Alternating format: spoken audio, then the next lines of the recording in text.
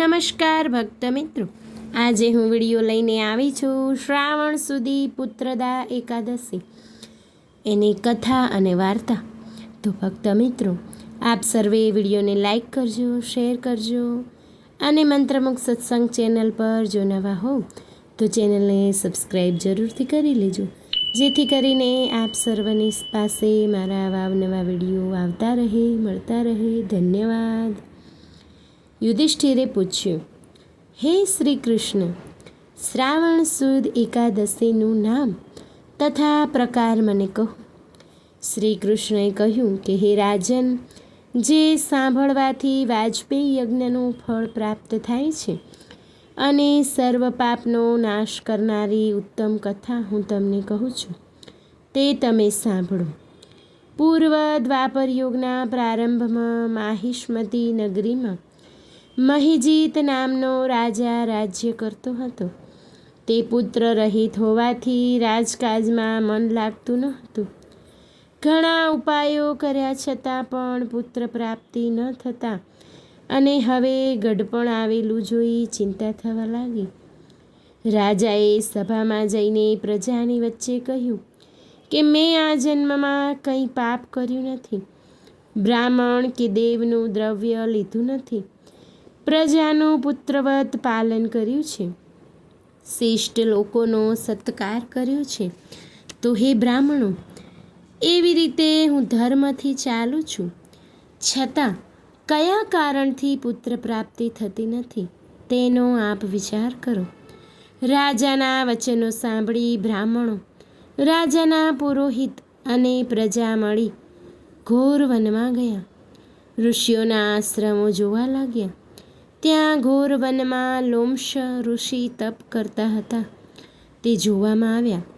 ઋષિ નિરાહાર હતા, ધર્મના તત્વને જાણનાર હતા, શાસ્ત્રોમાં પ્રવીણ અને બ્રહ્મજ્ઞાની હતા.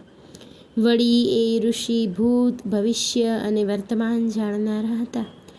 સઘળા આવેલા જનોએ મુનિરાજને યશ યોગ્ય પ્રણામ કર્યા.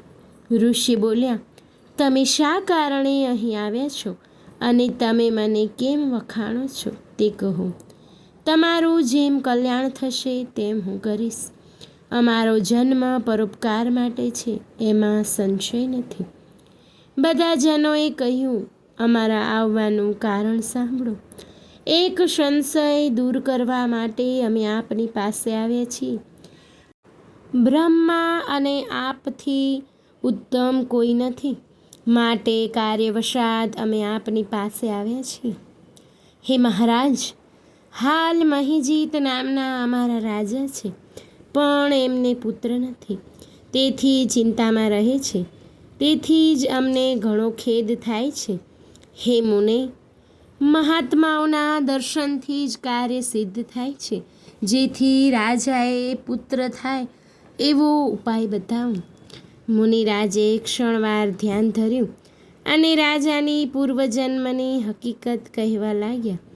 લોમસ ઋષિએ કહ્યું, આ રાજા પૂર્વજન્મમાં વૈશ્ય વર્ણનો હતો, નિર્ધન હતો અને નીચ કર્મ કરતો હતો. એક સમયે જ્યેષ્ઠ સુદ એકાદશીને દિવસે મધ્યાહન વખતે વાણિયો ગામના સીમાડામાં આવ્યો. તે વખતે તે તૃષાથી વ્યાકુળ થયો હતો, તેથી જળ પીવા જળાશય પાસે આવ્યો. તે વખતે તરત જ વિહાયેલી અને વાછરડા સાથેની ગાય તૃષાથી વ્યાકુળ થતી તે જ જળાશયમાં પાણી પીવા આવી. પાણી પીવા લાગી, પણ ગાયને તૃપ્તિ થયા પહેલાં જ ત્યાંથી હાંકી કાઢી પોતે પાણી પીવા લાગ્યો. તે પાપના કારણે રાજાને અત્યારે પુત્ર થતો નથી, પણ પૂર્વના પુણ્યથી રાજ્ય મળ્યું છે અને તે ભોગવે છે. લોકોએ કહ્યું કે હે મુને, પુણ્યથી પાપનો નાશ થાય છે, માટે રાજાનું પાપ નષ્ટ થાય અને રાજાને પુત્ર થાય તેવો કોઈ ઉપાય બતાવો. લોમસ ઋષિએ કહ્યું કે હે રાજન, શ્રાવણ સુધી એકાદશી જે પુત્રદા એવા નામથી પ્રસિદ્ધ છે, તેનું વિધિથી વ્રત કરી તે રાત્રિએ જાગરણ કરો, પછી તેનું પુણ્ય રાજાને આપો. આમ કરવાથી રાજાને અવશ્ય પુત્રની પ્રાપ્તિ થશે. ઋષિરાજના આવા વચનો સાંભળી હર્ષભેર લોકો નગરમાં આવ્યા.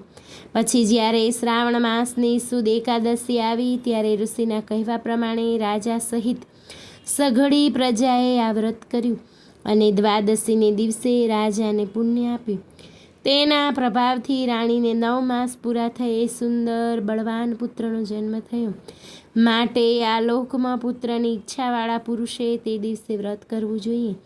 જે માણસ આ એકાદશીનું મહાત્મ્ય સાંભળે છે તે સર્વ પાપોમાંથી મુક્ત થઈ જાય છે, આ લોકમાં પુત્ર સુખ મેળવે છે અને મૃત્યુ પછી સ્વર્ગમાં જાય છે. આવી રીતે ભવિષ્ય પુરાણમાં પુત્રદા એકાદશીનું મહાત્મ્ય કહેલું છે. ઇતિ શ્રી ભવિષ્યોત્તર પુરાણે શ્રાવણ શુક્લે એકાદશ્યા પુત્રદાનામન્યા મહાત્મ્યમ સંપૂર્ણમ.